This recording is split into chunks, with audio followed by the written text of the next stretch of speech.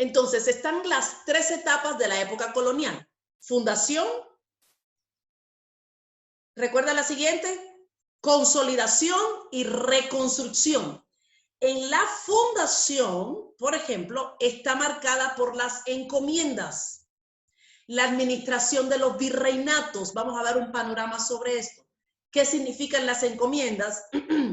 Las encomiendas, perdón, la administración de la fundación de los virreinatos en manos de los españoles. Luego está la etapa de la consolidación. Y la consolidación también se denomina como el criollismo. Son los criollos, los hijos de los españoles nacidos en América que empiezan a tener y a buscar el poder político y encargarse de las organizaciones coloniales. Y luego la reconstrucción, que tiene que ver con los cambios económicos a partir del libre comercio de la India. En esta etapa es como vemos esta organización política, y de ello tenemos que hablar un poco. La organización política, y aquí están los tres: la fundación, la consolidación y la reconstrucción. ¿Qué es lo que va a hacer? ¿Qué es lo que va a hacer España? Y son los famosos virreinatos, en la administración de los virreinatos españoles. Los virreinatos son estas entidades que van a establecer en América para tener un control de todo. Por eso es que les decía en la clase anterior que le costó mucho al protestantismo llegar, por el control tan grande que va a tener España sobre toda América. Es decir, establecen un virreinato en México, el virreinato en Lima, Perú, y esta organización política, económica y social, la Iglesia va a tener el poder de todo. Y una vez más regresamos a los siglos de Constantino, la unión Iglesia-Estado, la cual vemos también en el inicio de la Reforma, que no se eliminó. Entonces, en esta organización política tenemos los virreinatos, el Real Consejo de India y la Casa de Contratación de India. Estas tres entidades le van a dar a España una posición de poder, de dominio sobre toda América y un control completo. ¿Y en qué va a pasar? Y ustedes hablamos muy bien. Recuerden que hablamos del Tratado de Tordesillas, del descubrimiento de la tierra del este o el oeste, como Castilla y Aragón y España se van a distribuir estas tierras. Pues el patronato, ¿qué van a hacer estas entidades? Bueno, el cobro de los diezmos, y estamos hablando de los nativos. En el 1545, cabal, en el tiempo de la Reforma, del Concilio de Trento, 1545, es que comienzan a llegar los africanos a América, los españoles, porque ya habían menguado mucho los indígenas. Entonces va a haber un nuevo sistema, que este sistema solo va a regir para el indígena. Va a estar el cobro de los diezmos, la organización de la iglesia en América Latina. Comienzan a enviar misioneros, ¿para qué? Para adoctrinar tanto a los indígenas también como a los negros. La construcción de catedrales en las diferentes sedes principales de América elegidas por ellos, porque tenemos la de México y tenemos también la de Lima, y la postulación o asignación de los cargos eclesiásticos para que los curas tuviesen, entonces hicieran su labor de la evangelización. Pero también en este desarrollo es que vamos a ver cómo van a ellos a tener las encomiendas, y es este poder que va a tener y en qué consiste esta organización que va a tener España. Entonces, se instituyen las políticas occidentales. ¿Con qué objetivo? Es decir, las políticas de ellos se sustituyen aquí o se implantan aquí con el dominio de la región. Por eso, por ejemplo, en Hernán Cortés, aquí les pongo capital general de la región de Nueva España, Francisco Pizarro, Nueva Castilla. Entonces se constituyen estos nuevos territorios que son los virreinatos. Y va delegándose la función del virrey. Son representantes de España, en vez de tener el reinado, los virreinatos es como la representación del rey en América. Entonces, está en México y en Lima. ¿Qué hacían ellos? Representan al rey en todos los asuntos políticos, administrativos y eclesiásticos. Eran auxiliados, tienen una audiencia que es un consejo o una junta, y esta audiencia también va a tener un valor judicial, es decir, van a funcionar como jueces en los asuntos que tenían que resolver dentro de América. Y el puesto de virrey era el más codiciado, pero solo los peninsulares, es decir, solo los españoles nacidos en España podían ostentar el puesto y lograr el puesto de virrey. Esto va a traer una discusión y un problema posteriormente, porque recuerden que hablamos de la crisis de identidad y tenemos a los hijos de los españoles, pero que no nacieron en España. Pero ellos van a desear estos puestos de virrey y quitarle el poder a los peninsulares porque ellos son los criollos. Entonces, esta organización política, social y económica va a desencadenar en problemas que van a llevar indiscutiblemente a la independencia por el deseo de poder que tienen entonces los criollos de quitarle el poder a los peninsulares. Entonces, esto va hasta cierto punto va a llevar. Entonces, nosotros al tener una cosmovisión de cómo España se va duplicando aquí, en tanto en sus construcciones como en su organización política, el virreinato, por ejemplo, dijimos que en Nueva España de México empiezan primero en México y luego en Lima, en dos lugares estratégicos, uno en el norte y otro en el sur. Así tenemos a Hernán Cortés cuando conquistaron la antigua México, Tenochtitlán, y así fundaron entonces la Nueva España, nombrada por los conquistadores, que es lo que la actual Ciudad de México. Entonces, ahí tenemos en su máxima extensión toda la adquisición que van a tomar en esta parte de nuestra tierra. Luego tenemos el virreinato de Castilla con Francisco Pizarro. Entonces, todos estos españoles que fueron los que lideraron este proceso de la colonización, ellos van a pasar en todo este proceso de la conquista. Y así le podemos ver entonces el segundo virreinato, que es el que ponen en Perú. Ya están posesionados políticamente. Diezmo, dinero, todo llega a España, todo pasa por los virreinatos. No tenemos los reyes están en España, pero aquí nosotros somos los representantes del rey. Por tanto, somos la iglesia.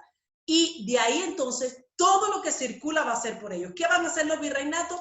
Entidad política administrativa que existió durante el periodo de la colonia en la administración española. El objetivo, garantizar el control y la autoridad de la monarquía. Representante personal del rey, pertenece a la nobleza española, es decir, solo los peninsulares, y se dividen en gobernaciones, intendencias, municipios. ¿Esto nos quedó en España, en América? Por supuesto que sí. Por eso nosotros hoy en nuestra organización política tenemos también las alcaldías, todas esas terminologías son parte de la organización que la colonia impuso, los cabildos, todo eso que la colonia impuso en América. Y uno cuando se da cuenta de esa realidad, ve cuánto tenemos nosotros de España todavía hasta la actualidad. Rey en España, en América, el virrey. El virrey tiene su audiencia y el virrey también están, entonces, la audiencia eran también parte como los consejeros de este virrey. Entonces, dentro de este virrey están los gobernadores de las provincias. La sede está en Lima, la sede está en México, pero van a tener gobernadores en todas partes y van a rendirle cuenta. En el sur rinden cuenta en Lima al virrey que está allá, y aquí en el Centroamérica, norte, le van a rendir cuenta de México a todas las provincias que están aquí. Y de ahí entonces, después del gobernador de las provincias, están las alcaldías en cada una de las zonas que se fueron formando. Virreinatos, así se distribuye. Luego está el Real Consejo de India y la Casa de Contratación de India. El Real Consejo de India su inicio era su sede en Madrid, y desaparecen en 1812, pero aquí en América se va a establecer un Real Consejo de India. ¿Qué es lo que va a hacer el Real Consejo de India? Es el supremo organismo que existía entonces a los virreyes. Tenemos los virreyes, dos virreyes importantes, el Real Consejo de India asiste a los virreyes, va a intervenir en todos los negocios de América, nombrar las autoridades, por eso todas las autoridades tenían que ser españoles y peninsulares, la administración de las haciendas. Si ustedes, no sé cuántos tenemos aquí que no sean guatemaltecos, pero en todas partes de América, tanto, creo que aquí tenemos tanto, está de Honduras, está en Sudamérica, en Venezuela, en Bolivia. En todos estos lugares tenemos las famosas haciendas, las famosas casas que trabajaban tanto los indios como los esclavos, y estaba el colono, el dueño. Y estos son posteriormente las encomiendas, que les voy a explicar en qué consistía. Entonces, se va a organización de las colonias, toda la legislación. El orden judicial era la máxima instancia en asuntos civiles, aunque más tarde se le encomendó también a la jurisdicción criminal. Todo esto, ¿por qué tenemos? Esta es parte de lo que podemos entender cómo nosotros también estamos distribuidos. Función legislativa, formular las leyes y las ordenanzas para las Indias. Esto es lo que hace el Real Consejo de India. En función militar, actuaba como Consejo de Guerra. Judicial, como Tribunal Supremo. De ahí tenemos nosotros también la organización que tenemos en toda América, en los gobiernos nuestros. La función administrativa proponía el nombramiento de los funcionarios. En la función eclesiástica aceptaba o rechazaba las medidas eclesiásticas del Papa. Preguntas hasta aquí. ¿Les suena algo familiar las terminologías?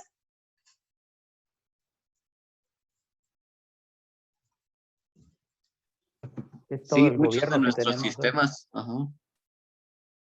sistemas, coincido con David, todo el sistema que tenemos hoy en día se mantiene, municipios, municipalidades, todo este tipo de cosas se mantiene hasta el día de hoy. Entonces, esto es de la colonia, es decir, es el establecimiento que hizo España en América y nosotros hemos seguido con esa misma organización o distribución, lo legislativo, ¿verdad? Lo militar, lo judicial, todo eso quedó vestigio de toda la colonización. Entonces, el Real Consejo de Indias atendía todas estas áreas y luego estaba la Casa de Contratación de India. Y la Casa de Contratación de India, aquí vemos en el 1903 al 1790 estaba en Sevilla, y en el 1790 fue suprimido para dar paso entonces al libre comercio. Pero mientras la Casa de Contratación de India se estableció en América, van a tener entonces el control de todo. ¿De qué? El comercio. ¿Quién llegaba y quién no llegaba? ¿Qué trajo a España? El comercio, por ejemplo, el azúcar, el trigo, la uva. ¿Qué se llevaron ellos? Pero la papa, el maíz, el algodón, la lana. El oro. El oro, ¿verdad? Trató de Toda morir. la plata. ¿Qué, perdón? Toda la plata. Toda la plata. Entonces ellos con la Casa de Contratación de India trataron, lo que hicieron fue monopolizar el comercio hacia las islas. Funcionó como el órgano destinado a regular las inmigraciones a América. Por eso todo el que llegaba a América tenía que pasar por la aprobación de la Casa de Contratación de India, que estaba en Sevilla. Entonces, para poder venir aquí tenían que llegar a Sevilla, todo que quisiera comercializar, porque recordemos que no solo llegan españoles, después empezaron a llegar los ingleses, empezaron a llegar escoceses, todas las colonias diferentes, y empezaron a establecerse sus colonias, pero tenían que pasar por la Casa de Contratación de Indias. Entonces cobraban los impuestos mercantiles, consignaban los bienes de los difuntos en Indias, es decir, todo clero, es decir, porque muchos curas se van a convertir en comendaderos, es decir, los peninsulares tienen estas mansiones que son las haciendas, pero luego, y tenían entonces a un cura, a un sacerdote, que era como el pastor de los indígenas y de los esclavos, para adoctrinarlos y mantenerlos mansos. Tienen que obedecer a su colono, porque su colono es el representante del rey y de Dios aquí en la tierra. Y todo lo que está haciendo es para enseñarles a ustedes, para instruirlos, para que sean cristianos de buen corazón. Entonces, con todo ese adoctrinamiento, llega el momento también en que varios curas desean, porque van a recibir un dinero, los colonos se enriquecen con todo lo que van, el negocio de todo el trabajo de los indios, ellos lo exportan y todo este negocio, luego algunos curas van a desear también tener la posición económica, por eso se le llamaba encomienda, porque el colono era encomendado en la vida espiritual de sus trabajadores, siendo los indígenas, de sus esclavos, siendo los negros. Por eso era la encomienda. Pero esta encomienda se pasa a un gran negocio. Entonces, todos los bienes de esta gente, al morir, pasaban a España. Se iba de nuevo para la península ibérica.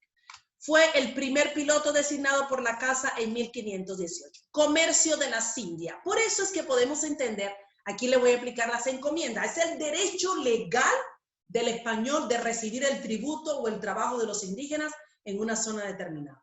Y este derecho, ¿quién se lo otorgaba? Por supuesto, el rey, a cambio de que le diera instrucción religiosa y un buen trato, lo cual se llevó a cabo posteriormente solamente para el nativo indio.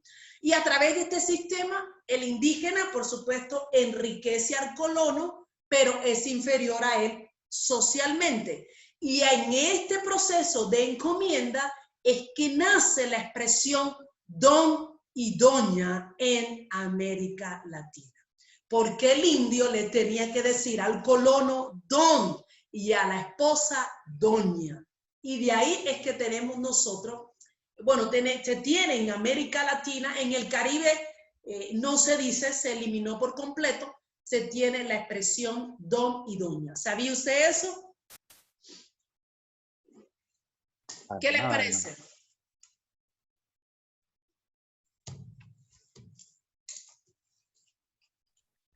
Bueno, una historia bien fuerte, ¿verdad? Porque los españoles aún se jactan de que nos trajeron cultura a nosotros.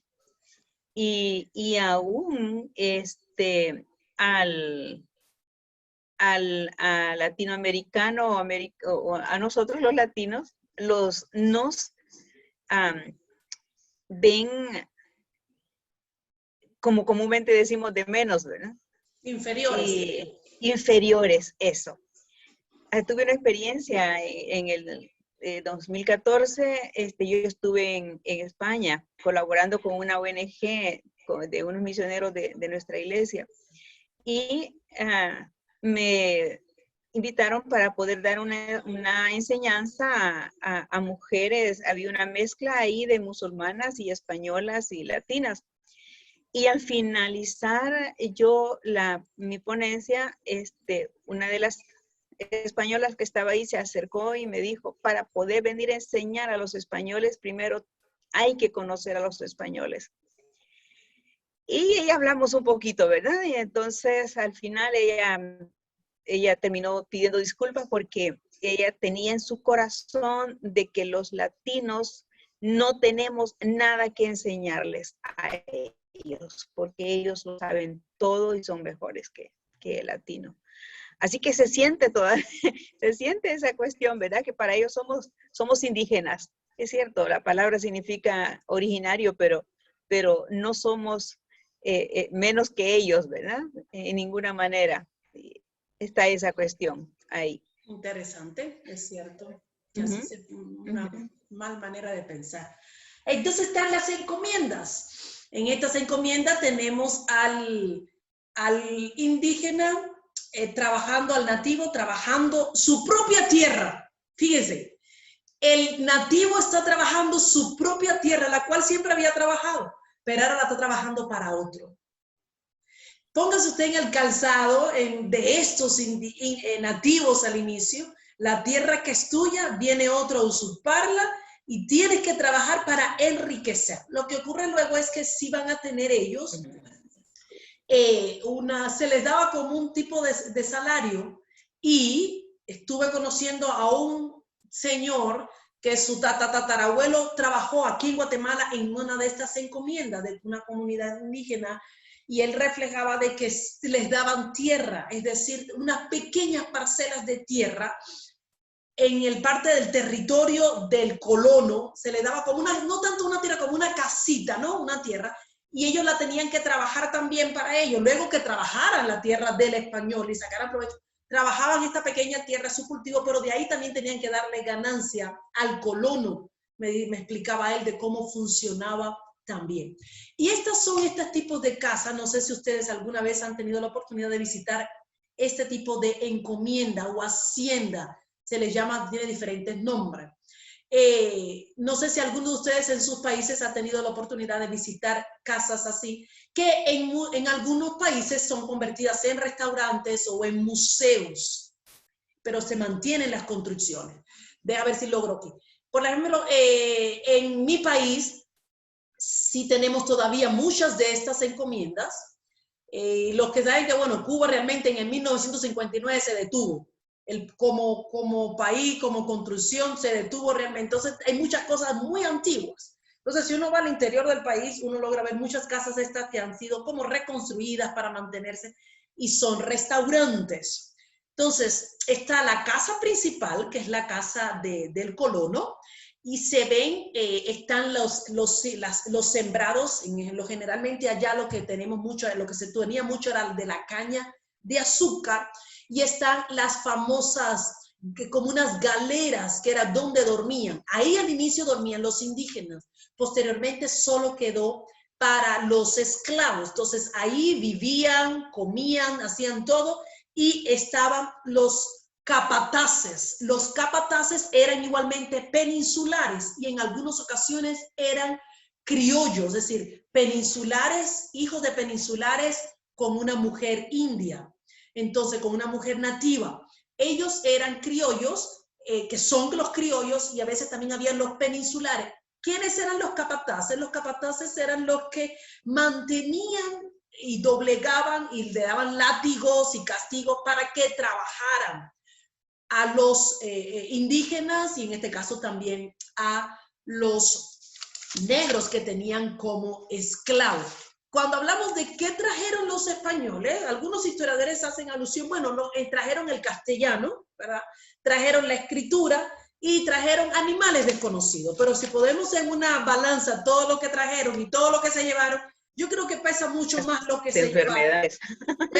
Pesa mucho más lo que se llevaron, y también lo que trajeron muchas enfermedades. Enfermedades como la viruela, la varicela, el sarampión, las gripes, eso lo trajeron también los españoles. Enfermedades venéreas. Las enfermedades venéreas también trajeron. Las enfermedades venéreas, exactamente, cosas que no traían, que no existía. Entonces, en estas encomiendas es lo que le decía, que tenía la encomienda el peninsular de adoctrinar. Aquí está. Esto va a traer un impacto demográfico, porque van a morir muchos a través de las fiebres, viruelas, la tuberculosis. El sistema de trabajo cambió. El indígena trabajaba para su tierra porque la amaba, porque hasta cierto punto veneraban como la tenemos el Pachamama de Perú, veneraban a su tierra, Pachamama de Bolivia, pero en este caso ya van a ver otra manera. Otro impacto va a tener el trabajo, el sistema de trabajo, el mestizaje. Este es otro crisis, otro problema que va a dar. ¿Y el mestizaje se dio en qué? Indios y españoles. Los mestizos. ¿Quiénes llamaban mestizos? Los mestizos eran los hijos del español peninsular con la mujer india. Ahí salían se le llamaban mestizos. Luego están los mulatos. Los mulatos es el español peninsular blanco con la esclava negra. Estos son los llamados mulatos. Y están también entonces lo que en Brasil se le llamaron los sambo. Y los zambos ellos le pusieron zambo a la unión entre el negro y la indígena, o la indígena, entonces el indio y la mujer negra. Entonces esta mezcla también va a verse como uno de los impactos de esta colonia establecida. La mano de obra de las encomiendas se reduce, entonces arriban más españoles a tierra latinoamericana, porque las mujeres peninsulares van a llegar posteriormente. Nuevos españoles van a comprar nuevas parcelas en los encomendaderos. Y también hay algo interesante, hubieron españoles pobres, no todos llegaron a ser ricos porque muchos se convirtieron en alcohólicos y hubieron españoles indigentes también en América Latina y españoles que trabajaron como capataces para los españoles pudientes. Entonces, la casta, las pirámides siempre se van a mantener y es lo que vamos a ver también. Surgen las estancias y estas funcionaban entonces con españoles libres o a sueldo o esclavos comprados. Es decir, la opulencia de Europa la pagó ¿qué? El sudor, el hambre y la muerte de los indígenas. Intereses de la corona con las encomiendas. Las encomiendas fueron muy importantes, estas casas las cuales yo les estuve mostrando. Interés político, someter a los indígenas al vasallaje. Interés económico, el trabajo de los indígenas y el pago de los partimientos a los jueces y funcionarios, porque así se va a mantener entonces toda la colonia, su estructura. El interés fiscal, el cobro de impuestos. ¿Y qué va a ocurrir? La iglesia. ¿Dónde ocurren los matrimonios? En la iglesia. Los muertos, cementerios, la iglesia.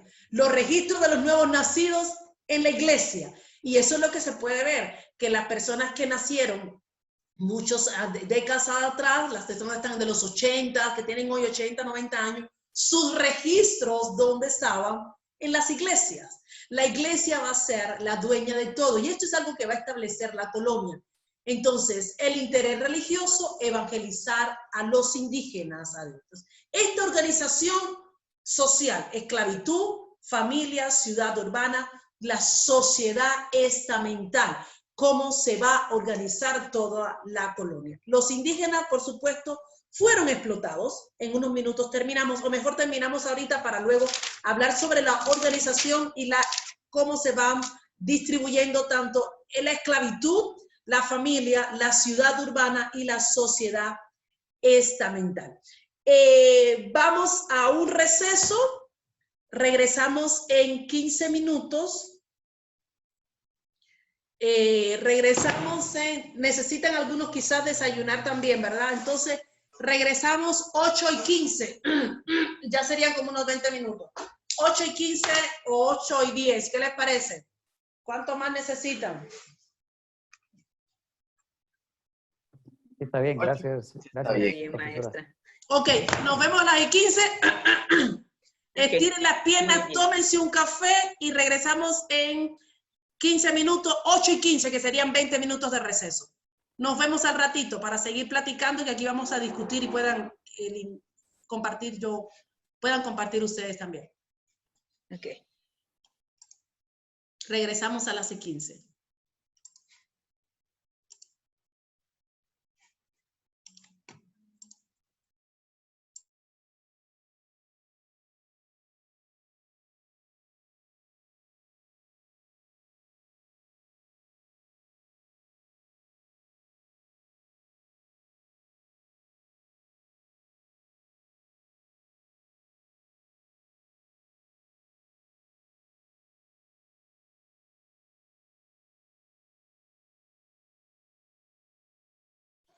Ali, apaga la cámara.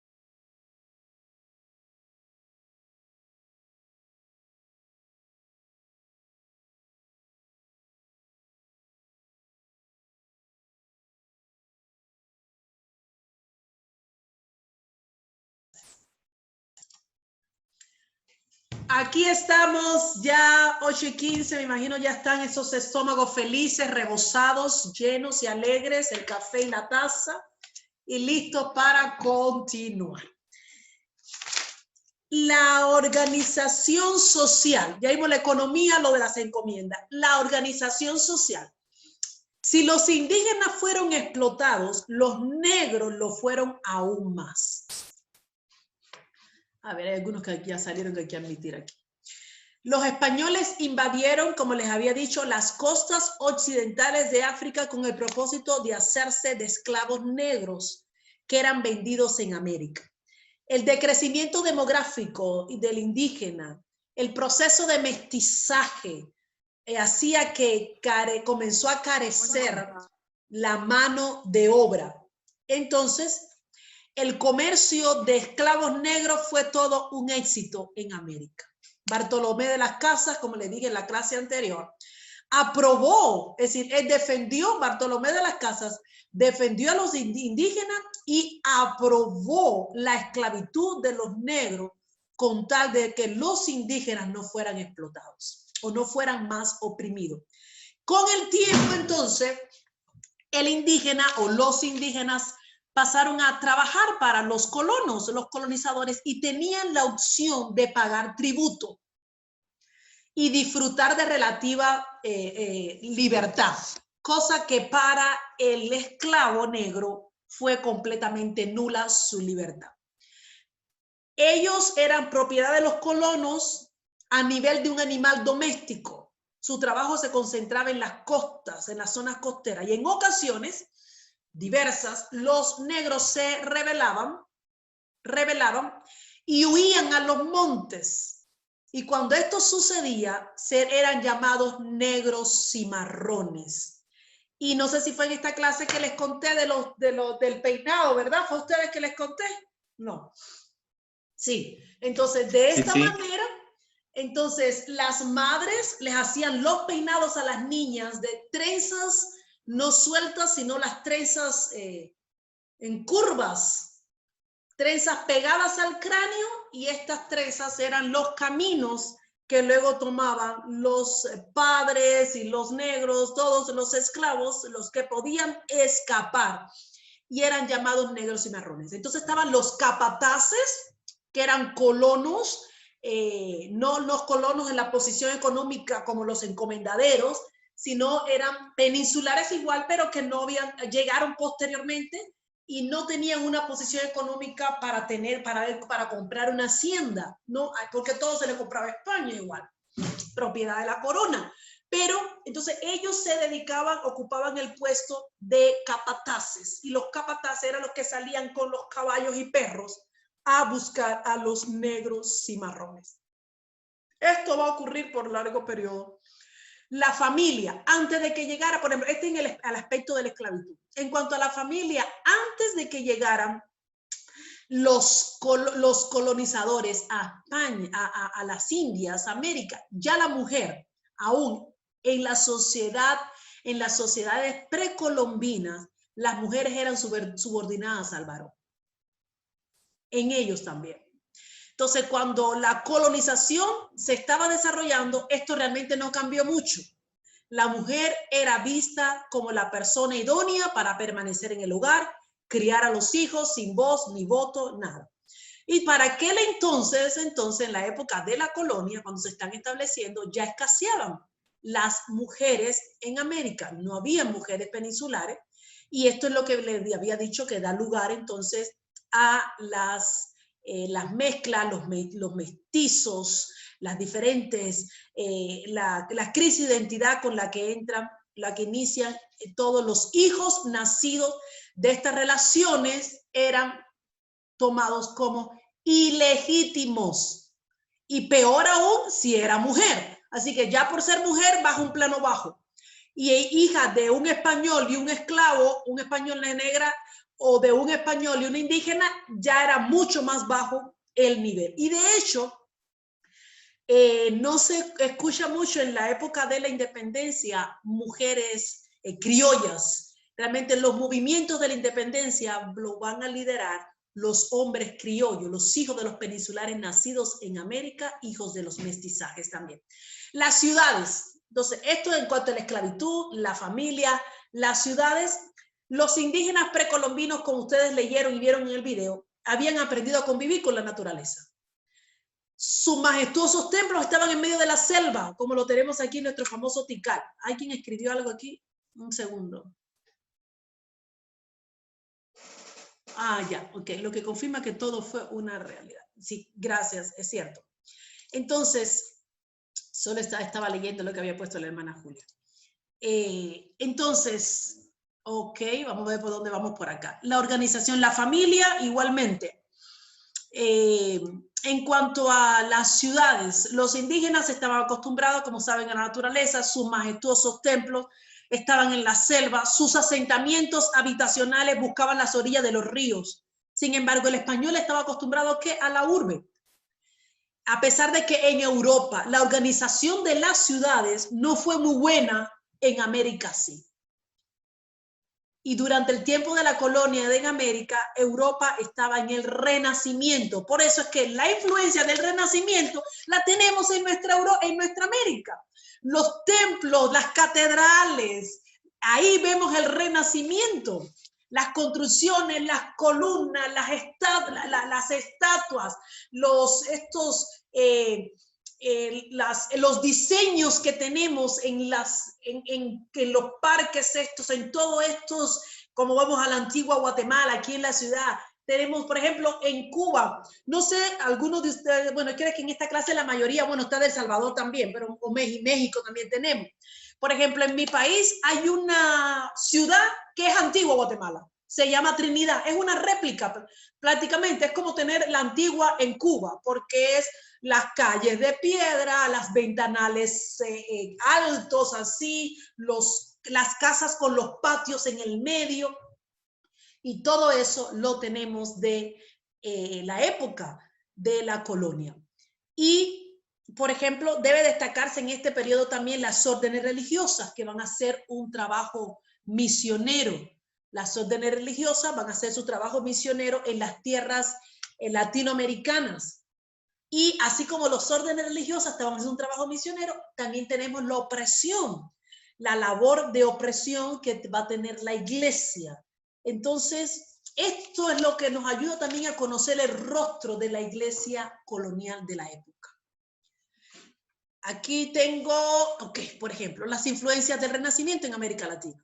Todos nuestros templos. Eso se ve en Panamá, Bolivia, El Salvador, las catedrales. Todo eso es los vestigios, ¿verdad?, de ese Renacimiento, de la época del Renacimiento. Y al punto tal que muchos creen que sí, que aunque en sus inicios en España no tuvo tanto éxito, tuvo mucho en América. Si vemos esta foto, dice que mi conexión de internet está débil, ya otros profesores están conectando.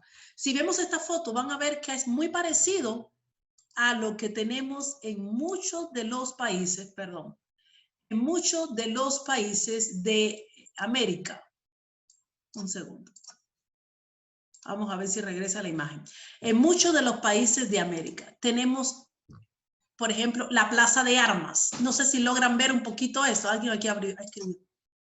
Una pregunta, ¿el barroco surge en el Renacimiento? Buena pregunta. Tendría que averiguar, ahora no recuerdo.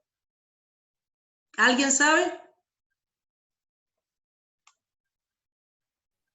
No, el barroco no, es posterior. Es posterior, gracias. El arte barroco es posterior al Renacimiento. Entonces, por ejemplo, si vemos esta imagen que tenemos aquí, la Plaza de Armas es donde se concentran las instituciones de poder, y ahí estaban ubicados, vamos a ponerlo así para que se pueda ver completo. Y en las plazas de armas entonces están ubicados, vamos a ver aquí, así lo veo más grande. La Plaza de Armas, en donde se concentraban las instituciones de poder, y ahí estaban ubicados los edificios de las oficinas públicas.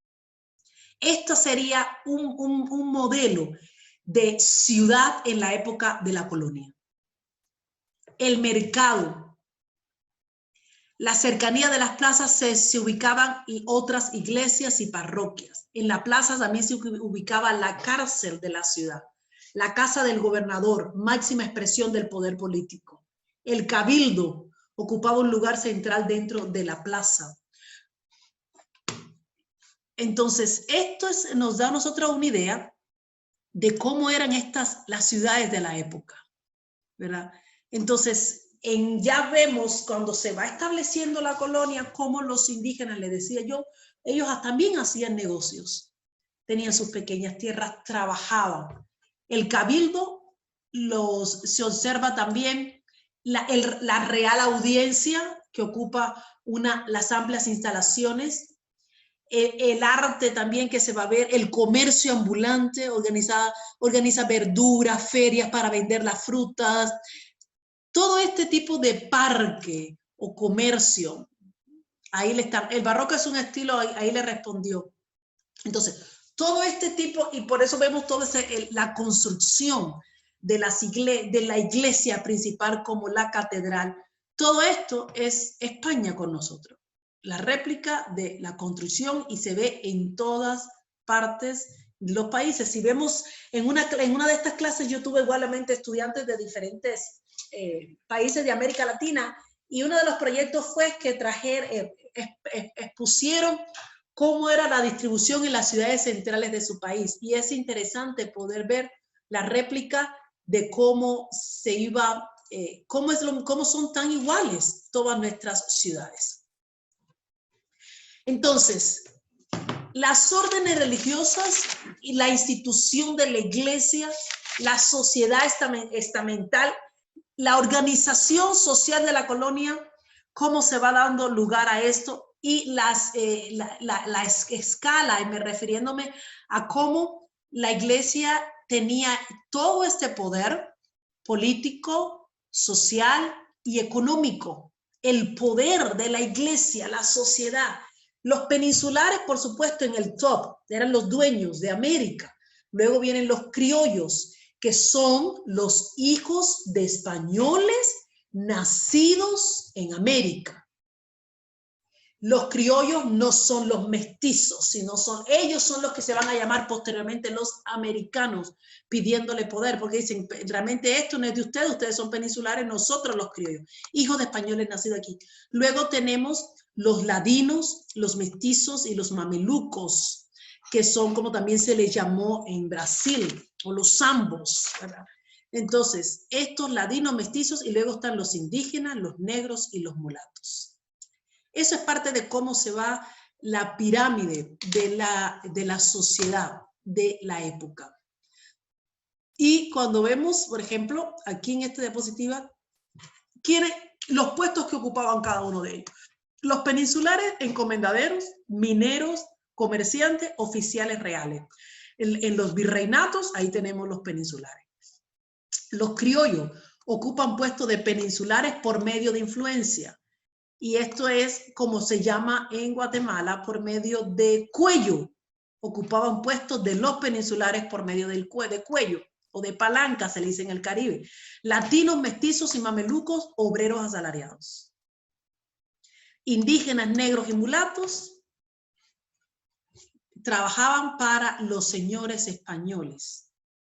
Eran realmente los dueños de ellos. Aquí dice que servían a sus señores españoles y los criollos, los indígenas, los negros y los mulatos. Y en este caso, los negros fueron los que servían a sus señores españoles, pero sí no tuvieron la oportunidad de la libertad. Pocos lograron la libertad. Entonces, ¿cómo se va a ver la iglesia? La iglesia durante la época de la colonia fue dependiente, pero a la vez fue también homogénica. Levantó la mano Ali. Te doy palabra, Ali. Sí, tengo una pregunta, profa. No sé si estoy bien, pero parece que he escuchado que mucha gente que vino de España eran algunos presos, delincuentes, criminales y eso. ¿Dónde quedaron ellos? Bueno, los que llegaron en la... Ajá. Tiene razón. Los que llegaron... Los mercenarios. Sí, los que llegaron en el inicio, porque con Martín Lutero, con Cristóbal Colón llegaron todo un manojo de perdidos que no tenían nada, ni donde, como decía en mi Cuba, ni donde amarrar la vaca, no tenían nada en España. Estos que llegaron sin nombre, sí se convirtieron en señores, es decir, por eso es que se dice los pobres, los perdidos, estos mercenarios, presos, despreciados por España, que llegan, en los primeros que llegaron ellos se convirtieron en la casta rica y de poder de América, porque son los que llegaron al inicio. Entonces, estos primeros que llegaron sí logran tener poder. Los que fueron llegando posteriormente, algunos de ellos no tuvieron mayor riqueza, porque ya era mucha la riqueza que se habían adueñado los que llegaron antes y mucha la que habían enviado a la corona. Entonces, entre ellos hubieron algunos que llegaron, pero no tuvieron suerte y se convirtieron en indígenas, se convirtieron en gente pobre caminando también aquí en América. Algunos llegaron a hacer pequeños negocios. Algunos de estos son los que se convirtieron en los capataces de las encomiendas, así que trabajaban para el español pudiente. Hubieron españoles pobres que trabajaron para los españoles pudientes. Entonces, eso sí, eso también se vio. Y, por ejemplo, también en Cuba tuvimos uno muy famoso que se le llamó, es un español. En Cuba, de hecho, hay una estatua sobre este señor. Se le llamó el Caballero de París. Y el Caballero de París fue un español que llegó al Caribe, pero ya llegó en la época posterior, es decir, en época de la colonia, pero ya cuando no había mayor riqueza que tomar, y él llegó a convertirse en un indigente muy famoso en toda La Habana. Y le hicieron, hasta los músicos le hicieron una canción de mira quién viene por ahí, viene el Caballero de París. Entonces, si ustedes ponen en Google, ponen el Caballero de París, estatua del Caballero de París, se ve este señor que es un señor español. ¿Alguien levantó la mano? Yo noto que hay una diferencia entre los criollos y los mestizos, ¿verdad? Y veo que los criollos son los españoles que nacieron en las Indias. Sí. Pero eso quiere decir que eran 100% españoles, ¿verdad? Sí, ellos se dan cuando vienen las mujeres peninsulares. Ellos se dan de mamá y papá peninsular, pero nacen aquí. Cuando ya se comenzaron a establecer, porque ya una vez que recordemos, de varios de esta gente encomendaderos y todo, ellos no, muchos llegaban, pero regresaban. Era un negocio, es decir, ellos vinieron sin nombre, sin nada, pero también vinieron gente con posición. Llegan, establecieron negocio, van a España, traían mujeres, algunos de ellos, los que tenían posición, los que ya lograron ser don. Entonces, traen mujeres y estos niños que nacen son los criollos, hijos de peninsulares, mamá española y papá español. Luego está entonces los mestizos, que es la mezcla que viene de las mismas unión de las diferentes razas que se fue dando entre ellos. Había un dato curioso, licenciada Elena. Sí. Era que, bueno, como los españoles trajeron lo que es ese tipo de trazo de pueblo, ¿verdad? En los lugares donde estuvieron asentándose. Era interesante saber que las personas que estuvieran más cerca de la Plaza Mayor eran las personas más, pues obviamente, pudientes, las personas con mejor posición social, ¿verdad? Eso era un dato que pues prevalecía también en todos los asentamientos que los españoles tuvieron a lo largo de pues obviamente, México.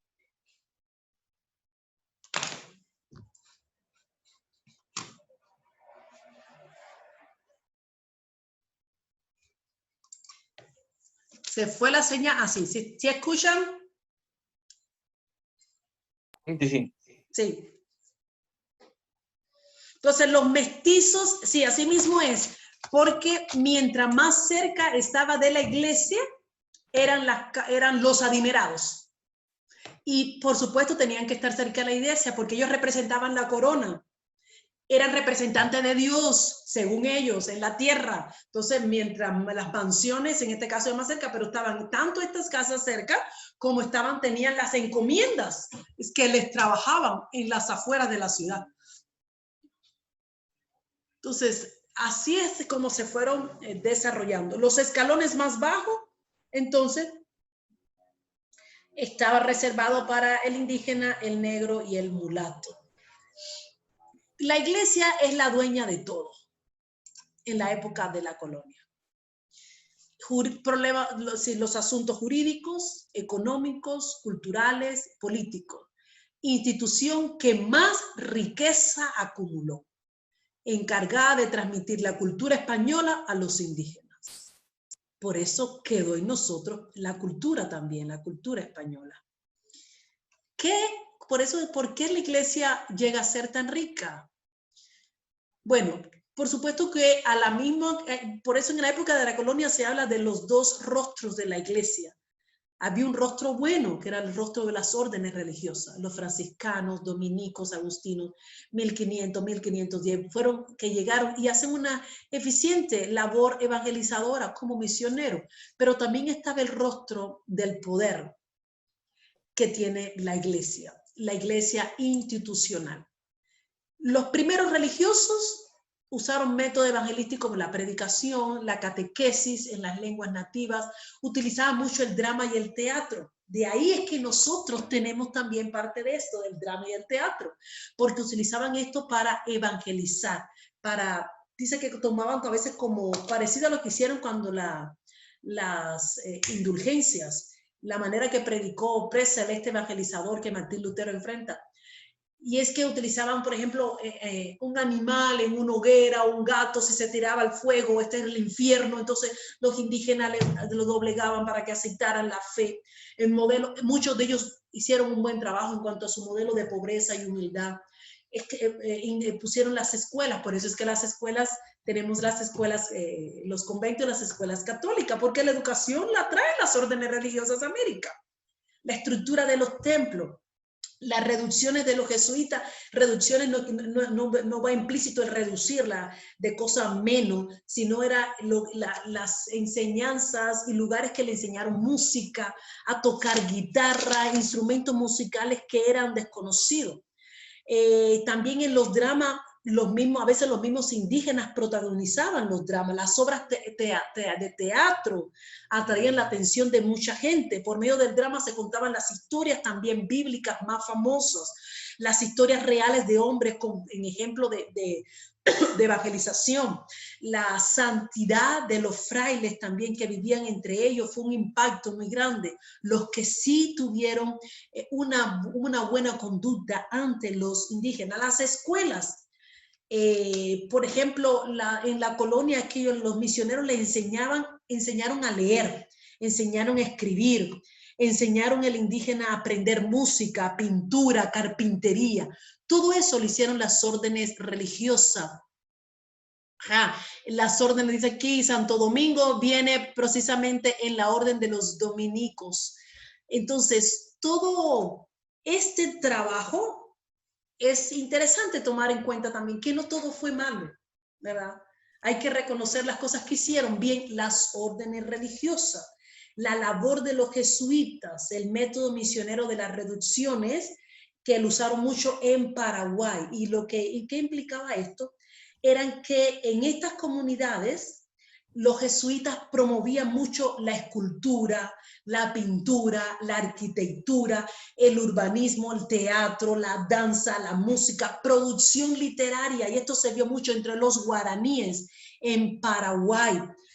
Llegaron a tener una imprenta también entre ellos. Lo que aprendieron también en el sur de América Latina por medio de las reducciones fue que comenzaron a enseñar al indígena a cómo vivir, porque le enseñaron en primer lugar avances del trabajo de la agricultura, pero también a vivir en dormitorios unifamiliares, porque los indígenas estaban acostumbrados en una sola habitación, estaban todas las familias juntas. Entonces, en las reducciones, las órdenes religiosas también le enseñaron a manejar sus finanzas, enseñaron también a a la manera de la distribución en su casa. Les ayudaron y le enseñaron a abandonar la embriaguez y la poligamia. Y de hecho, la embriaguez fue combatida por la introducción de la célebre hierba mate. Entonces, en Sudamérica, en las órdenes religiosas van a sustituir la embriaguez, la borrachera de los indígenas con la hierba mate. Y esto estuvieron desde el año 1609 y hicieron buenos aportes. Esta es una buena película que habla de la iglesia baja, las órdenes religiosas, y trata esto de en Paraguay. Pueden ver el enlace también. Vamos a grabar esto para ver esta película, sería buena para colocarla. Entonces, esto es parte de lo que hacen las órdenes religiosas. Las universidades, por ejemplo, la mayor parte de las escuelas y universidades eran controladas por la Iglesia Católica. Y es un elemento positivo de la Iglesia institucional de América. Por tanto, ¿hicieron cosas desastrosas? Sí. Oprimieron y todo, pero hay que reconocer también las cosas que hicieron positivas. Aquí está, la producción literaria, el urbanismo, dormir en dormitorios, abandonar la embriaguez, el canibalismo, la poligamia, avances en las órdenes, enseñaron idioma, costumbre, unificaron la población indígena también, la labor de los jesuitas con los aborígenes. Entonces, órdenes religiosas, educaban al indígena. Procuraban la igualdad y la promoción, es decir, que crecieran como humanos. A eso se refiere el concepto de promoción humana, cuando le enseñaron tantas cosas también. Bueno, así tuvieron el poder y control de todo también, ¿cierto? Modelos de pobreza. Ahora, la iglesia, ahí donde vemos, servían a los poderes coloniales. Se mantenían con los diezmos recaudados, y aquí vemos todo el poder. No pagaban impuestos. Los curas trabajaban junto a los encomendaderos, permitían la explotación también al indígena, y sacerdotes se convirtieron en encomendaderos para tener poder y riqueza. Los hospitales también. Los hospitales, la iglesia regulaba la vida diaria de las personas. El pueblo debía pagar por las misas de los difuntos, bautismo, matrimonio, entierro. ¿Ha variado eso en algo nosotros hoy? No. La Iglesia Católica siguió teniendo el poder. Inició con poder y siguió teniendo poder. Porque la Iglesia llegó a controlar en la época de la colonia el 70% de las tierras de América. Los habitantes de la colonia se dirigían al cura para confesión, para consejería, para preguntarle qué era lo correcto que podía hacer, qué era lo incorrecto. La iglesia llegó a ser el banco. Entonces, la iglesia actuaba como banco. Cuando vemos difuntos, bautismo, matrimonio, entierro, diezmo, ofrenda, todo era la iglesia. Entonces, sin lugar a duda, tenía un poder muy grande. Encargada de los hospitales, de los eventos sociales, era el banco. La iglesia supervisaba la vida de la colonia. Era dependiente de la monarquía, y el Consejo de India establece entonces las autoridades en América, las autoridades eclesiales. Entonces, todo esto nos puede dar un panorama de cuál era la realidad. Elementos positivos de la iglesia institucional, bueno, controlaban la educación formal y fundaron universidades. Eso no se le puede quitar tampoco. La educación en América Latina fue fuertemente influenciada, impulsada por los jesuitas. Por eso es que tenemos en las universidades, en los sellos de las universidades, los edificios de las universidades, la corona. Tenemos la iglesia y tenemos la corona. Vamos, la de San Pablo y tantas de las universidades de aquí. Eso, todavía en México existen las casas de empeño, que es parte de lo de la colonia, aquí también, ¿verdad? Entonces, todo este control, así tuvieron el poder, el control de todo, impusieron la idolatría a María, puesto que eran marianos, exactamente, porque recordemos que con la peste bubónica se desarrolló mucho más el culto a María en Europa, y al llegar aquí, ellos van a implementar también la mariología al punto tal que siguió siendo y la tomaron como la patrona de América. La devoción de María, María la quieren más los latinoamericanos que los mismos españoles. Entonces, todo eso Y ni digamos que ni en Tierra Santa se habla de María, y aquí tienen a María como una diosa. Entonces, todo eso es parte de lo que nos quedó de la colonia. Ay, es triste la realidad. Bueno, que con diferentes nombres sí, porque María tiene diferentes nombres dependiendo, la Virgen dependiendo del país. No sé ustedes cómo lo conocen. Por ejemplo, en Guatemala, ¿qué nombre tiene la Virgen María? De la Asunción. En México. Aquí en Xela es Virgen del Rosario, la patrona de Quetzaltenango. Ah, ve. Entonces, la Virgen del Rosario es en Quetzaltenango. La de la Asunción es aquí en la capital, ¿cierto? Y de la Aquí Concepción. en El Salvador está la señora Santa Ana, que es como, esta fue sustituida por, no, esta vino a sustituir como una diosa de la fertilidad en El Salvador. Entonces, en Santa Ana, que es una de las ciudades de El Salvador, es la patrona de esta ciudad, la señora Santa Ana, una Es morena. María. Sí, con el nombre de Santa Ana. Ya. Sí. En Cuba es la Virgen de la Caridad. Yo creo que es ella, pero los santeros la adoran igual. ¿Y de cobre dónde es? La Virgen del Cobre. Esa misma también. Tenemos vírgenes para regalar igual que todos ustedes, todos estos demonios. Y nosotros también. Sí, nosotros también. La de La Paz también, Virgen de la Paz. Yo creo que es que porque la Virgen del Cobre tiene, es decir, los yorubas le tienen un nombre, los santeros le tienen un nombre, y creo que es la Virgen del Cobre, la Virgen de la Caridad, los católicos. Pero es el mismo demonio, solo que con otra ropa. Virgen del Socorro. Compañeros y profesora, entonces, por ejemplo, en Cuba, en otros países, Guadalupe no tiene la influencia, no se conoce a Guadalupe. Digo esto porque nosotros los mexicanos, ¿verdad? Pensar que hay un lugar donde no se hable de Guadalupe, pues es raro, porque hay una fuerza enorme en México, ¿no? Sobre la Virgen de Guadalupe. Entonces la pregunta sería, ustedes que viven en otros países, ¿ahí suena todavía Guadalupe? ¿Se oye de Guadalupe? ¿O cuando se habla de caridad suple completamente a Guadalupe y no hay guadalupanos, por así decirlo? En Guatemala, de hecho, a la mayoría de mexicanos se les conoce también por adorar más la Virgen de Guadalupe. Pero es la misma, toda es María. Sí, es la misma, solo que le dieron nombre de acuerdo a la diosa que adoraban en diferentes lugares, la diosa indígena, ¿verdad? En México, que sustituyó a la diosa que estaba en ese lugar. Sí, yo sé eso. La pregunta es, yo sé que es María Guadalupe, María... La Rosa de Guadalupe. Todas son Marías. La pregunta es si como Guadalupe directamente. No como Guadalupe. Esa es nuestra, Enrique. Porque la Guadalupe es la de los mexicanos. Es la María para los mexicanos. Por ejemplo, para Cuba, no sé para Honduras si nos puede preguntar, pero por ejemplo para Cuba es la Virgen de la Caridad del Cobre, o la Virgen, la Virgen o la Señora de la Caridad del Cobre. Y es realmente la Virgen María. Es la misma Guadalupe, solo que con otro nombre. Y igualmente se le llama la patrona de Cuba, y este nombre se lo dio el Papa Benedicto V en el 1916. Entonces, ella es la de ustedes, la Guadalupe de ustedes, solo que aquí le pusieron Caridad de Cobre. Es la misma María con diferentes nombres. Alguien aquí escribió, pero no se le llama en sí Guadalupe.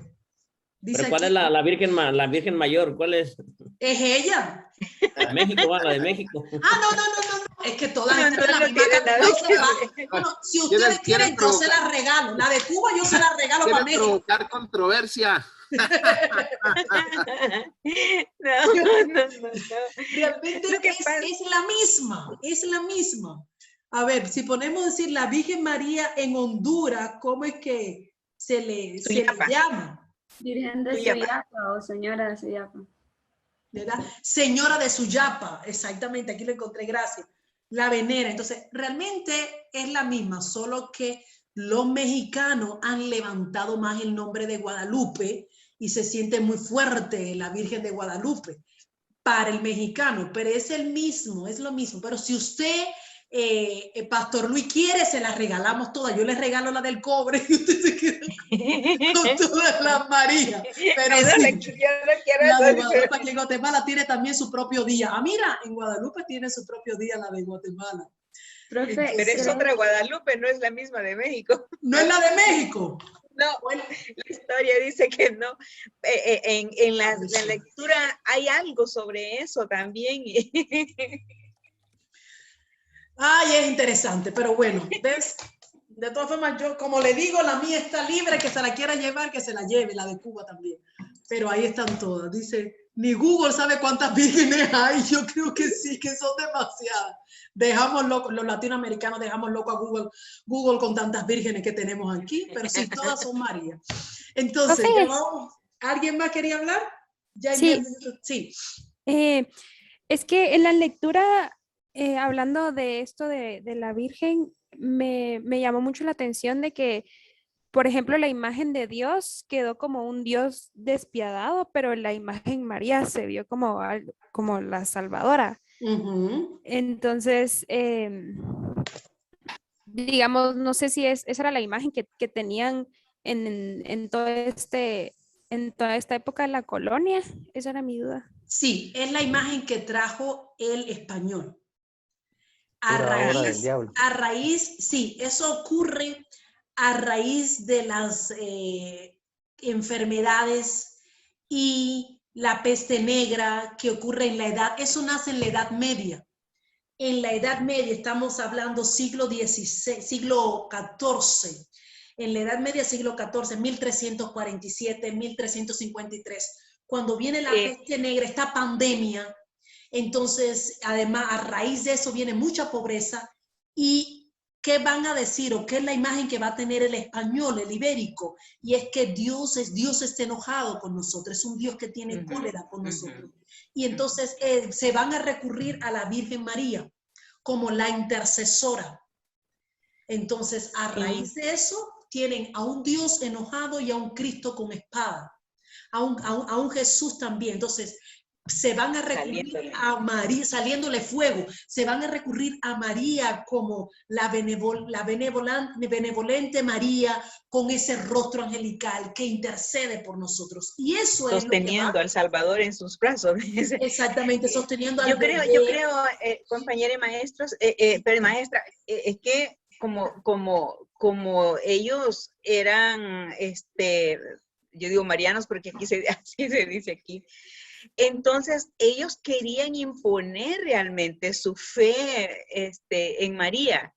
Y por eso, después de esa peste, acá también trajeron ese rostro, pusieron ese rostro de Dios encolerizado, castigando fuertemente a través de esta peste, y al Señor Jesucristo saliendo de su boca una espada para castigar, para juicio, para condenar.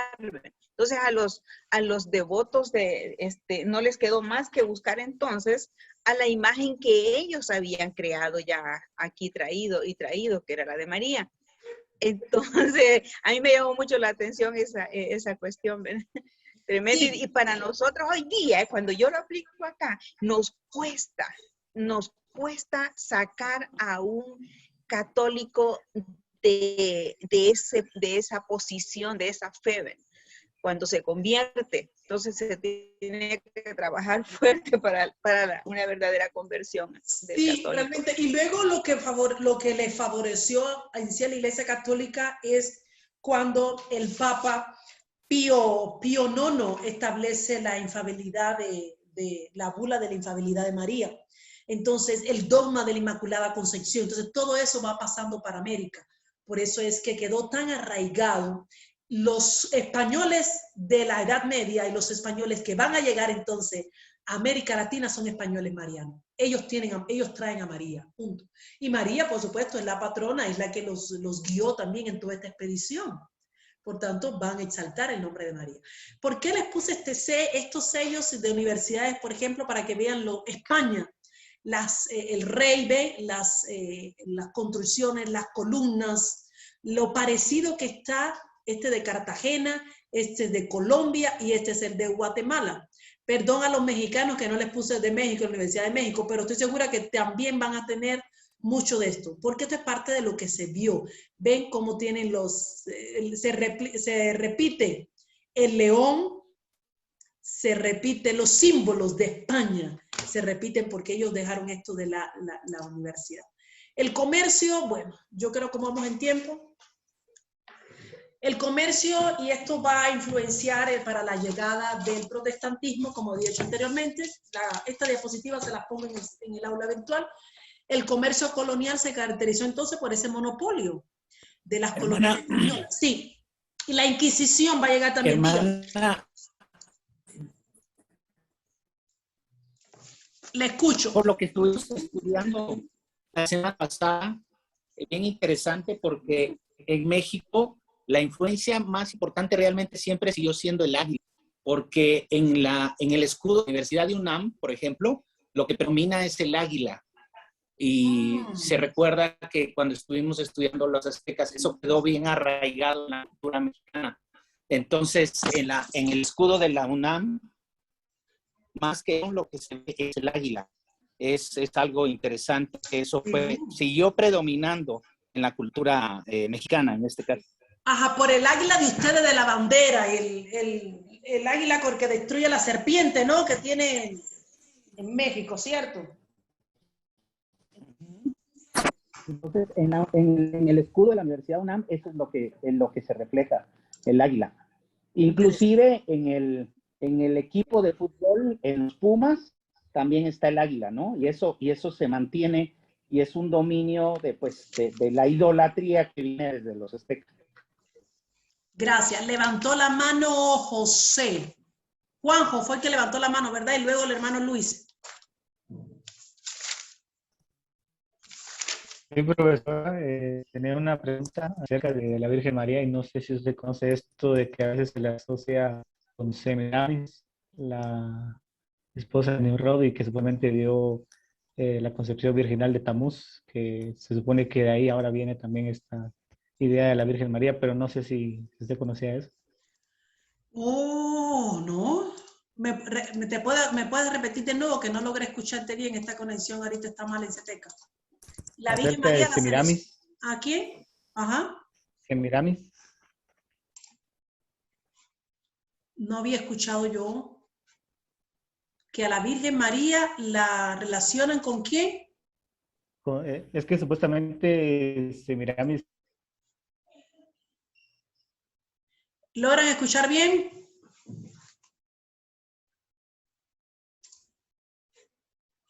Yo tampoco logro escucharte, Juanjo. Si lo puedes escribir. Todo esto y se le hizo la confusión ahí, pero no estoy tan seguro de esto, solo lo he escuchado un poco. Si lo puedes escribir, Juanjo, porque yo no logro escucharte. ¿Alguien que lo escuchó que no pueda decir?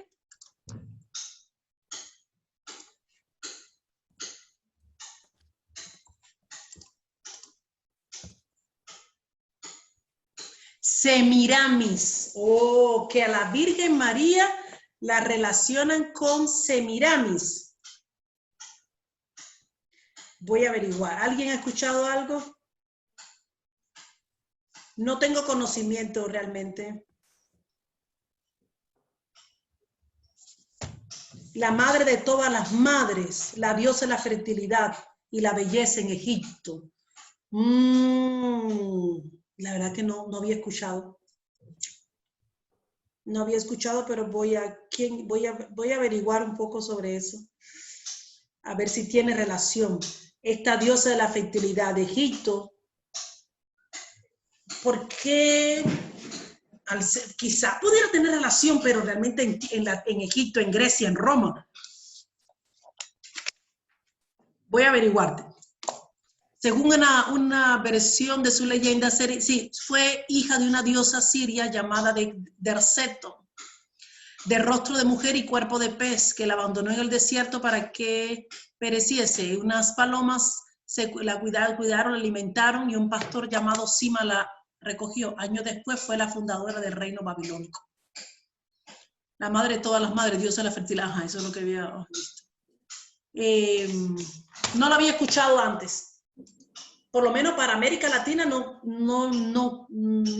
sé si habría alguna relación realmente entre la María, no iba a decir nuestra María, pero la María de América Latina y el latinoamericano. Quizás en Egipto, quizás en Roma pudieran hacer un enlace, pero recordemos también que según puedo leer aquí o puedo decir, esta leyenda o esta versión de Semiramis debe de ser, habría que ver si posiblemente, yo creo que tiene que ser antes de Cristo. Al ser antes de Cristo, creo que ya sale del tiempo de lo que...